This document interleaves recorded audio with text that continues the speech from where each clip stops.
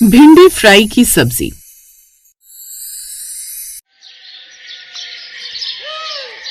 अरे भाभी मुबारक हो, अब तो आपकी नई जिंदगी शुरू हो गई है। लेकिन मैं आपको एक बात बता दूं, हमारे भैया ना थोड़े कामचोर हैं। मेरे साथ तो उन्होंने कभी घर का काम ही नहीं करवाया, लेकिन अब आप आ गई हैं तो आप उनसे अच्छे से करवाना। अरे बस भी करा चल, अभी तेरी भाभी घर में घुसी नहीं कि तूने उसे तंग करना शुरू कर दिया। अब बस भी कर, अपनी ननद होने का फर्ज बाद में निभाती रही हो। पहले अपनी भाभी को थोड़ा आराम करने दे। चल बहू, लेकिन पहले कुछ रस्में हैं, उन्हें पूरा कर ले, फिर आराम कर लेना। फिर सभी रस्मों को पूरा करने के बाद अक्षरा अपने पति नितिन के साथ अपने कमरे में आराम करने चली जाती है। जहाँ जाने के बाद उसका पति नितिन उससे कहता है, मैडम इस शादी के जोड़े में तो आप ऐश्वर्या राय लग रही हो। Oh thank you Nitin ji. तुम्हारी आवाज भी कितनी अच्छी है अक्षरा, इतनी प्यारी कोयल जैसी बोली सुनकर तो जैसे मेरी सारी थकान उतर गई। ये सुनकर अक्षरा शर्मा जाती है। फिर अगली सुबह अक्षरा जल्दी उठ जाती है और पहली रसोई में हलवे के साथ साथ नाश्ते में सबके लिए भिंडी की सब्जी और पराठे बनाकर लाती है और टेबल पर लगा देती है। जब सारा परिवार नाश्ता करने आता है तो ससुर यानी रामदीन जी भिंडी देखकर धीरे से अपनी पत्नी से कहते हैं, अरे भाग्यवान, तुमने बहू को बताया नहीं कि मुझे भिंडी से गैस हो जाती है। देखो जी, मैंने तो तुम्हारे ये नखरे झेल लिए हैं, लेकिन कम से कम बहू के आगे तो नखरे कम दिखाओ। अब बहू ने भिंडी बना दी है तो चुपचाप खा लो। एक तो बहू ने इतने प्यार से खाना बनाया है और तुम उसमें नुक्स निकाल रहे हो। सुधा की बात सुनकर सब चुपचाप भिंडी खा लेते और कुछ नहीं कहते। लेकिन किसी को भी उस घर में भिंडी पसंद नहीं थी। लेकिन वो ये बात से अनजान थे कि उनकी बहुरानी तो जैसे भिंडी की दीवानी थी। उसे तो भिंडी खाना बहुत पसंद था। ऐसे ही 2 दिन बीत जाते हैं। 2 दिन बाद अक्षरा फिर से भिंडी बनाती है। आज तो भिंडी फ्राई खाने का बड़ा मन है मेरा। जितनी मुझे मेरे हाथ की भिंडी फ्राई पसंद है ना, उतनी वो बाकी सब लोगों को भी पसंद आएगी। अब वो फ्राई भिंडी बनाने लगती है। बाहर हॉल में बैठकर अखबार पढ़ रहे रामदीन अपनी पत्नी से कहते हैं, वाह वाह, कितनी अच्छी खुशबू आ रही है सुधा आज तो रसोई से। लगता है बहू आज कुछ स्पेशल बना रही है। सही कह रहे हो, खुशबू तो बड़ी अच्छी आ रही है। कुछ देर बाद अक्षरा, आइए सभी खाने की टेबल पर आकर बैठ जाइए, खाना लगा दिया है। अरे वाह भाई वाह, बड़ी ज्यादा भूख लगी है। लेकिन जैसे ही वो टेबल पर बैठते हैं तो वहाँ रखी हुई सब्जी को देखकर हैरान रह जाते हैं। ये क्या है, भिंडी? नहीं नहीं, आज तो फ्राई भिंडी है पापा जी। इसका टेस्ट नॉर्मल भिंडी के अकॉर्डिंग बड़ा अलग होता है। अरे लेकिन है तो भिंडी ही ना। मम्मी जी आप एक बार खाकर तो देखिए कितनी अलग है ये। बहू के बार बार कहने पर वो फ्राई भिंडी खा लेते हैं। उन्हें वो ठीक लगती है। लेकिन एक बार फिर अब रामदीन का पेट खराब हो जाता है। अरे यार, ये भिंडी खाकर तो एक बार फिर मेरा पेट खराब हो गया। सुधा, मैं तुम्हें कह रहा हूँ कि बहू को बोल दो भिंडी ना बनाए।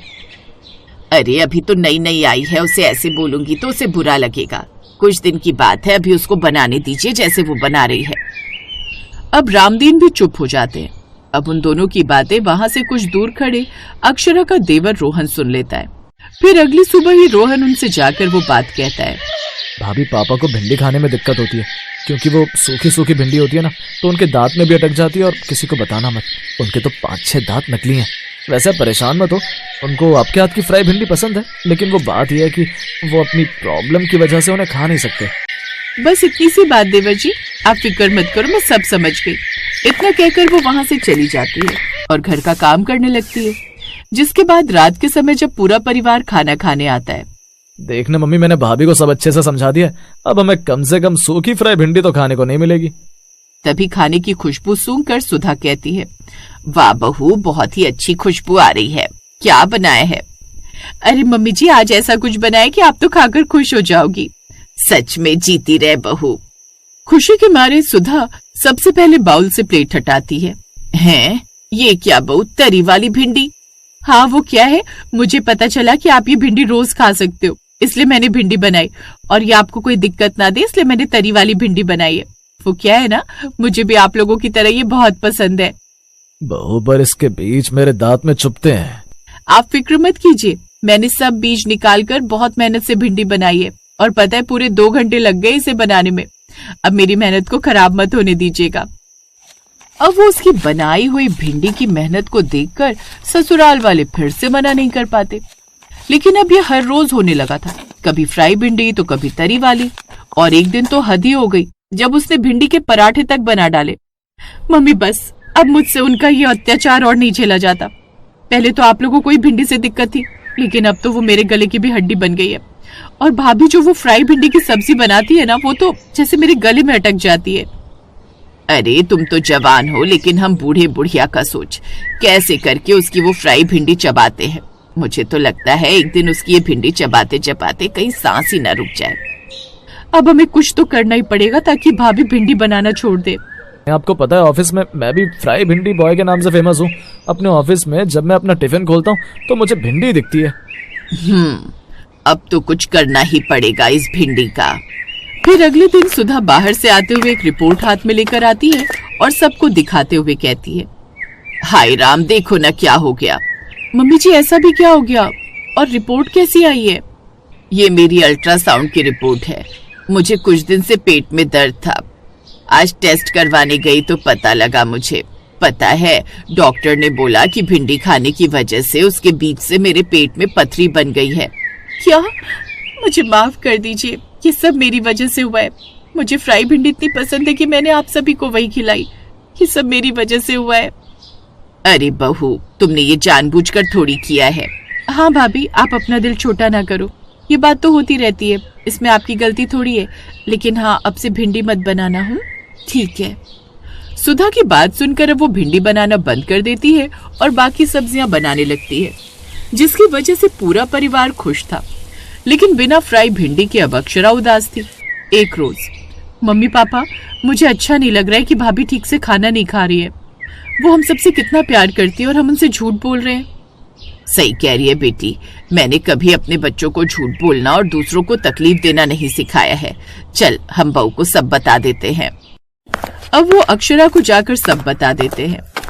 जो हम कर रहे हैं वो गलत है। मुझे कोई पथरी की दिक्कत नहीं है। हम बस तेरी भिंडी खाने की आदत से इतने दुखी हैं कि हमने तुझसे झूठ बोला। हाँ बहू, भिंडी के बीज दांतों में दिक्कत करते हैं, फंस जाते हैं और दांतों में दर्द होता है और सारी रात तुम्हारी सास परेशान होती रहती है। मुझे माफ कर दीजिए, लेकिन रोज रोज भिंडी खाने से आपको सच में पथरी भी हो सकती है ना। अब मैं वादा करती हूँ, बस कभी कभी जब मेरा बहुत मन हुआ तभी भिंडी बनाऊंगी। मुझे आपसे बहुत प्यार है, भिंडी से भी ज्यादा। उसकी ये बात सुनकर सब खुश हो जाते हैं और अपने अपने कमरों में सोने चले जाते हैं। जिसके बाद बहू अब कभी कभी भिंडी बनाती और बाकी दिन अलग अलग तरह के पकवान बनाकर अपने परिवार को खिलाती और अपने ससुराल में खुशी से रहती।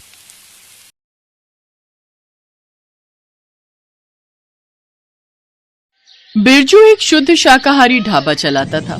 पहले वो ढाबा उसके पिता मोहन चलाते थे और बहुत सारे लोग ढाबे पर खाने के लिए आते थे। वहां से 5 मिनट की दूरी पर एक बहुत बड़ा शिव मंदिर था। लोग मंदिर में पूजा के बाद ढाबे पर खाने के लिए आते थे।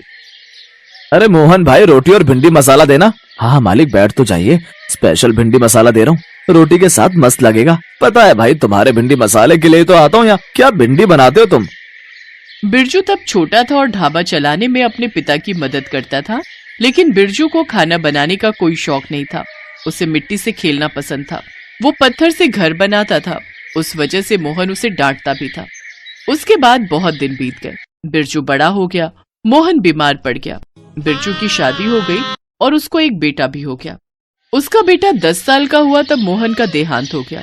जाने से पहले मोहन ने बिरजू से कहा, बेटा बिरजू, वो ढाबा मेरी जान है, उसे बंद मत होने देना। आप चिंता मत कीजिए पिताजी, आपका ढाबा कभी बंद नहीं होगा, ये मेरा वादा है। और उसके बाद मोहन ने आखिरी सांस ले ली। अपने मरते हुए पिता से बिरजू ने वादा कर दिया था, अब उसे वादा निभाना ही था।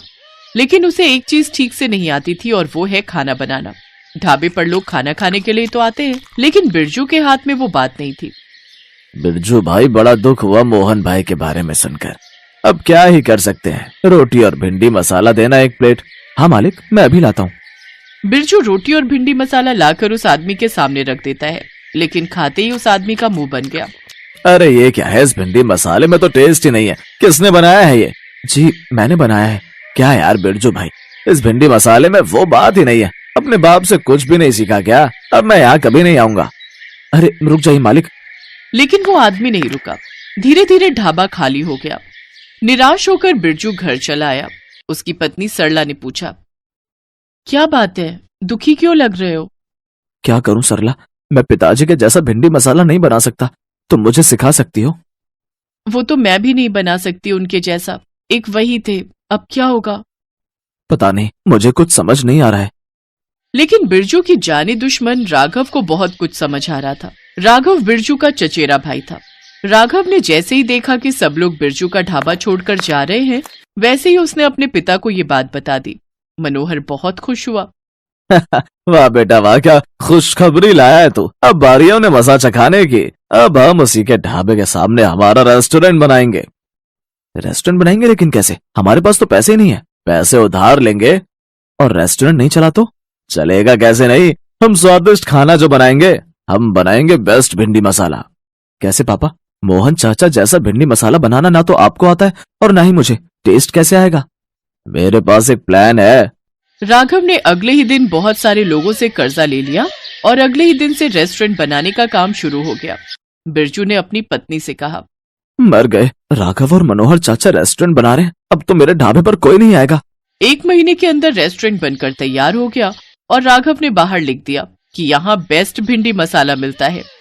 नया साफ सुथरा रेस्टोरेंट देखकर लोग वहां जाने लगे।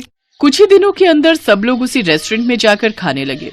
जो बचे खुचे लोग ढाबे पर आते भी थे, वो भी जाते वक्त बिरजू को 2-4 बातें सुनाकर जाते थे। अब बिरजू कैसे कहता कि उसे खाना बनाने का कभी कोई मन ही नहीं था। उसे तो पत्थरों से खेलना पसंद था। अब ये बात वो बोलने जाएगा तो लोग उसे पत्थर से ही मारेंगे। इसीलिए बिरजू चुप रहता और लोगों की बातें सुन लेता। धीरे धीरे उसके ढाबे पर लोगों ने आना बंद ही कर दिया। स्कूल में फीस न देने की वजह से उसके बेटे को स्कूल से निकाल दिया गया। घर में 2 वक्त चावल और साग बनने लगा। एक रात को बिरजू रो पड़ा। सब कुछ खत्म हो गया सरला, मैं अपना वादा नहीं निभा पाया। पिताजी मुझे कभी माफ नहीं करेंगे। ऐसा मत कहो, लेकिन मुझे एक बात समझ नहीं आ रही है। राघव इतना अच्छा खाना बना कैसे रहा है? टेस्ट कहाँ से ला रहा है वो? पता नहीं, सीखा होगा कहीं से। ये दोनों बाप बेटे सीखने वालों में से नहीं है। ये दोनों तो चोर लफंगे धोखेबाज हैं। मुझे लगता है कि ये दोनों मिलकर कुछ गलत काम तो कर रहे हैं। ठीक है, मैं देखता हूँ। अगले दिन सुबह सुबह उठकर वो बाहर चला गया और उसका शक सही निकला। राघव कहीं जा रहा है। बिरजू ने उसका पीछा किया। राघव चुपके चुपके कसाई के पास गया और मटन की चर्बी खरीदी। मैंने सही पकड़ा था। बिरजू ने अपने मोबाइल पर पिक्चर उठा ली। उधर सरला की तबीयत खराब हो गई तो उसके बेटे मुन्ना ने कहा, माँ, आज मैं आपके लिए खाना बनाऊं? हाँ बेटा, कोशिश कर, मेरी तबीयत बहुत खराब है। मुन्ना रसोई गया और सामने भिंडी पड़ी थी। मुन्ना ने भिंडी मसाला बनाया। उधर मटन चर्बी वाली पिक्चर निकालकर बिरजू ने रेस्टोरेंट के बाहर चिपका दी। लोगों ने देखा और वो सब गुस्से से लाल हो गए। लोगों ने मनोहर और राघव को बहुत मारा और फिर उसे पुलिस के हवाले कर दिया। बिरजू खुश होकर घर लौटा और सरला को सब कुछ कहा। बहुत अच्छी बात है, लेकिन अब क्या होगा? हमारा ढाबा भी कैसे चलेगा? लीजिए भिंडी मसाला खाइए, मैंने बनाया है। बिरजू और सरला ने भिंडी मसाला खाया और उन दोनों की बोलती बंद हो गई। मुन्ना बेटा, तू तो बिल्कुल अपने दादाजी जैसा भिंडी मसाला बनाता है। सच? हाँ बेटा, तुझे तेरे दादाजी का टैलेंट मिला है। मुझे आज खाना बनाकर बहुत अच्छा लगा। मैं खाना ही बनाना चाहता हूँ। वाह बेटा, रुक जा, मुझे एक आइडिया आया है। मैं पत्थरों को भिंडी के शेप में काटकर हरा रंग करता हूँ और उन भिंडियों से ढाबा बनाता हूँ।